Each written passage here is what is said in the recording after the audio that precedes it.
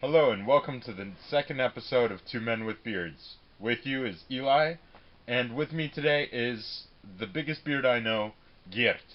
Now, you have a weird name. Where are you from? Belgium. Okay.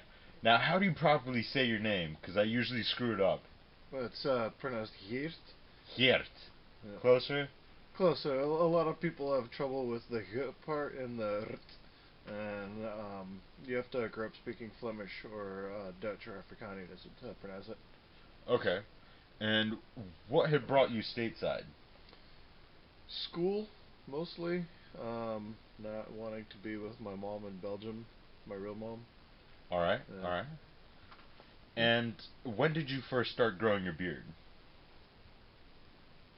I had a little goatee, sort of, when I was like 13. Just this little patch right here that started growing out a little bit here and there.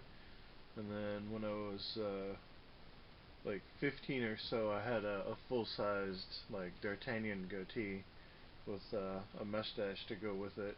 And then about a year ago, I started growing a full-sized beard. Alright.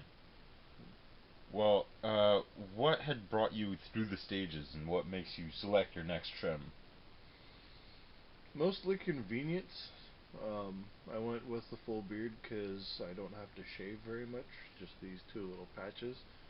And when I was unemployed for a while, I just didn't shave, and it allowed me to see how big my beard could get. And this is almost exactly a year of beard growth. I cut it off completely when it was Christmas last year. Right, I do remember that. The That was perfect an asshole interesting present. time. Yeah. Well, I'd cut mine last year as well for New Year's, and it was a cold winter. Yeah, I always get that weird, like, itchy coldness whenever there feels like there's like 10 mile an hour fucking, or maybe like 100 mile an hour breeze that passes over your face and Yeah, but turns out actually it's that it's two actually miles. just, yeah. Yeah. Now, what would be your usual profession? Like everyday living that I actually do for money, or Yeah, let's go with both. What do you do for money? for money, I'm a test and balance engineer. I set airflows and I do basically air conditioning maintenance, but that doesn't really sum it up too well. I do pressure readings, and I make sure that buildings don't get sick by getting like Legionella in the air conditioning systems. I work for Lockheed and Martin every once in a while, and for large clean room corporations, well, like Novartis and drug companies, to make sure their clean rooms stay segregated and they have cascading systems to keep products diversified or not diversified away from each other. All right.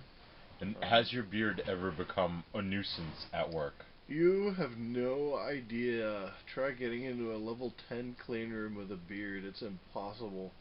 Do they You just keep scanning you for bacteria and have to no, keep no, you're scrubbing you out? not even allowed in. I was allowed in because I was wearing a full Tyvek suit.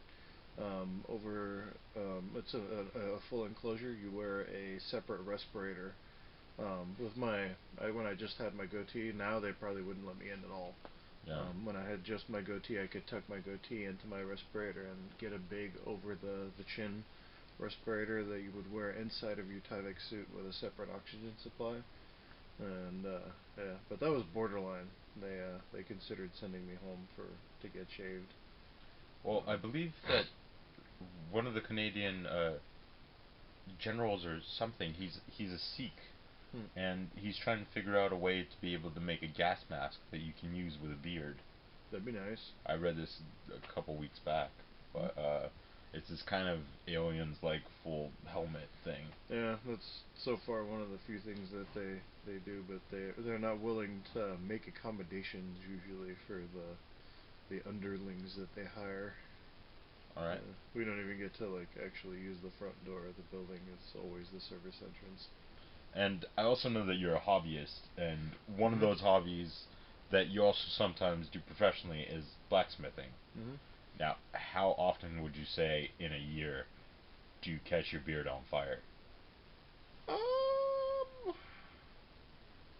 Not really that often.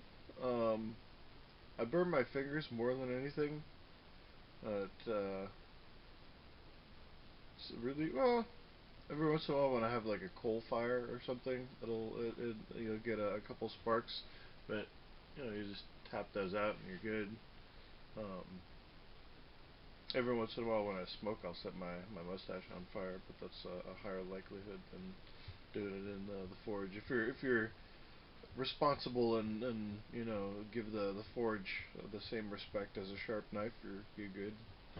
You know, it's pretty basic. Don't stick your face in the 3,000-degree fire, and you're fine. Yeah, I mean Mm. that's one of the basic rules of life. Mhm. Keep your face away from furnaces. Yep. I should make a sign that says that. Just put it on the forge. Yeah, face from furnaces. Yeah. One of those weird little stick drawings. Yeah. I wonder how they would signify that in a stick drawing. Like vacate your beard from the premises near the hot flames. Well, just have a hot flames image and then a beard image, Uh, and then a beard next to hot flames. And cross that out image. yeah, yeah, that would But I'm totally pretty work. sure everyone just knows. Keep back. You'd be surprised. You'd be surprised. I've lost a lot of faith in common sense.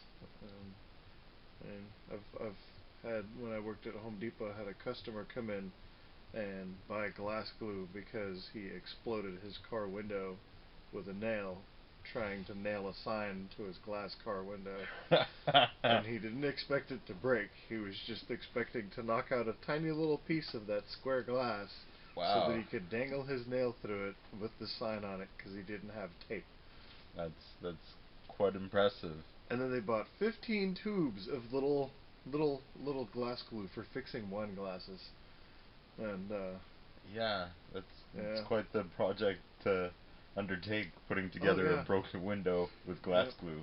And then trying to sell said vehicle. That was for $200. So it must have been one Wow. hell of a car. What year was this? Sure. It was something very recent, probably extremely high performance. Yeah, Yeah. yeah. Yeah, one of those Lamborghinis we've been looking after for $200. Oh, yeah. Yeah. Yeah. Might have a flake, or like a little ding in the paint here and there. Yeah, just a So, little. yeah. Yeah, it's gonna look like a Miata, but it's a Lamborghini. Yeah, yeah. I mean, it's understandable that you would want to not replace the glass on those. It's expensive to get Oh yeah, new yeah, yeah. Lamborghini glass. But yeah. Yeah, you just put the pieces together. It'll put itself It's in the like right it's like a order. jigsaw. The plastic that's in between the layers of glass kind of holds it together. It's gonna make it clear again with the glass glue filling that's what cracks and the gaps. Right. And what else do you do for your beard as far as maintenance? How often do you wash your beard? Whenever I take a shower, Okay. And usually do you 1 2 shampoo days. your beard? Yeah, I shampoo and condition my beard with the same shampoo that I use for my hair.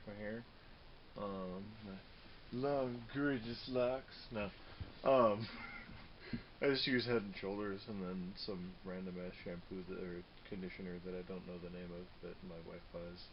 So yeah, Yeah. works for me. Yeah, whatever works. Yeah, and I put in beard wax every once in a while when I have to look exceptionally presentable. But other Yeah. than that, I not I too much. I also understand that your wife just bought you some beard wax. How's that It's experience been? Is it something new or is it something you're going back to now? it's odd. I always disliked having like sticky hands from playing with my beard, so beard wax and beard oils didn't really like appeal to me. But a little bit of beard wax is not too bad. I just really wish it didn't smell like cinnamon. It's an interesting scent. Mine smells of tree, tea tree and cedar wood, I can with see a that being a splash pleasant of smell. lavender. That's a nice smell. Yeah. I can actually smell lavender. Is your nose just stuffy or is it something I I, regular? I had a 12-year sinus infection as a kid, Ooh. and yeah, my real mom wasn't too great on that front. My stepmom and my dad would get me medication, and my mom would toss them when I came back from the weekend. And Makes sense. It's a vicious cycle. I can't taste very many things, and I can't smell very many things because of it.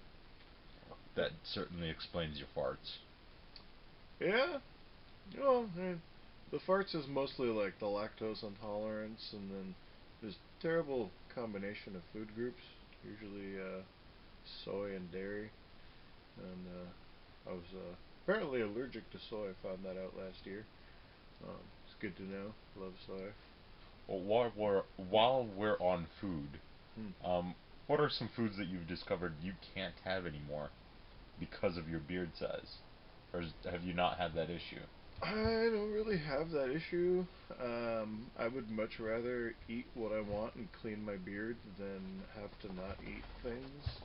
Um, Particularly soggy sandwiches are pretty high on the list of don't want to eat this out in the middle of the day.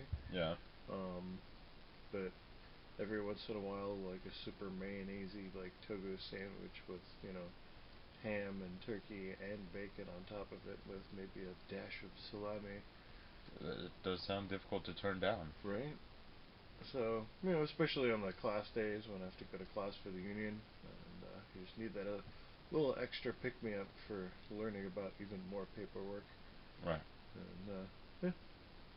Well, for myself, I found honey to be quite difficult because I Mm. tried a spoonful and then some dripped on my beard. But the excellent part about it, with having a larger beard, is that I flipped my beard up Mm. and I had honey for 15 minutes as I got to suckle on it. Yeah, that'd be cool. But it was thoroughly washed directly afterwards. Mm. I've seen some pretty good food hindrances on my dad. He's got a pretty good sized mariner's beard, and I don't really remember if it was a joke or if he actually just forgot that it was there. But he pulled an entire chicken wing out of his beard once, and Okay, that was pretty impressive.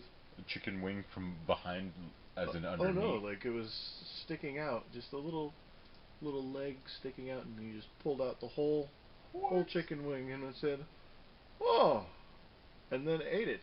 That's And, efficient travel. oh yeah, I mean, if I could, I would totally store shit on my beard. I just don't like the weight.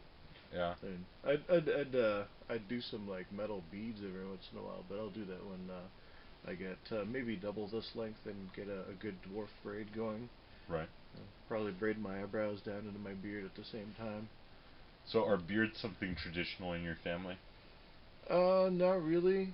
Or at least I don't think so. I don't know too much about the way old family. My grandpa on my dad's side didn't have a beard. He's been clean shaven for as long as I can remember. But my dad has had a beard for as long as I can remember, and my not really any of my uncles have a big beard, and nobody on my real mom's side. My stepmom, her side of the family, her dad has a mustache, but it's just Yeah, a mustaches don't regular, count. yeah, just regular ass mustache. It's like having a freaking like neck beard. Uh, Yeah. yeah, I The recently got rid the of mine. the helmet strap. I had to shave on Thanksgiving, so I trimmed down my cheeks and then Mm. shaved the neck beard and went up the line a little bit. Mm. And I realized how far my chest hair had climbed. I didn't even realize that it was neck beard, or Mm. no, that it was chest hair, not neck beard. But Mm. it is something that needs to be removed quite When quite carefully and cautiously and regularly. whenever I don't really remove it very regularly because my beard covers it most of the time, and it's not like I'm gonna expose my throat to everybody around me. But when I do shave underneath, my wife makes me shave down to my chest hair to make it look even. All right. And you're also the first person that I got to experience beard wind with, which is Beard when wind. wind floats through your beard Mm-hmm. and causes just a light dusting of air. How does that effect work for you? Work, it's pretty annoying actually. I have to stand in high velocity airflows a lot, Okay. and about it's about 50-50 on annoying to comical. Um, Can you sense speed at this point? I'm working on it. Yeah. I've gotten fairly decent. I can kind of take a ballpark guess into the hundreds of cubic feet of air per minute. But yeah, I usually wind up using it as an indicator of which way the airflow is going. Um, Interesting. So yeah. instead of using a candle or a flashlight or a Eh, candle or a lighter, that is, mhm. then you'll go with Yeah, the a lot beard of wind is going that way.